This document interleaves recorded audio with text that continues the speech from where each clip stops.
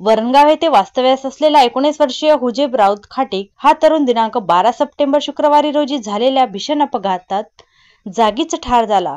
या दुर्दैवी घटनेत शोककळा पसरली आहे। आज दिनांक 12 सप्टेंबर रोजी दुपारी 1च्या सुमारास जुन्या महामार्गावर दीपनगर 210च्या सरगम गेट जवळील चिकन दुकानासमोरून रस्त्याने जात असताना MH19R 9526 या क्रमांकाच्या दुचाकीने हुजेबला जोरदार धडक दिली। या धडकेत हुजेबचा जागेवरच मृत्यू झाला। हुजेब हा 6 बहिणींचा एकुलता भाऊ होता। घरची परिस्थिती अत्यंत हलाखीची असल्याने त्याच्या अचानक झालेल्या मृत्यूने कुटुंबियांवर मोठे संकट कोसळले आहे।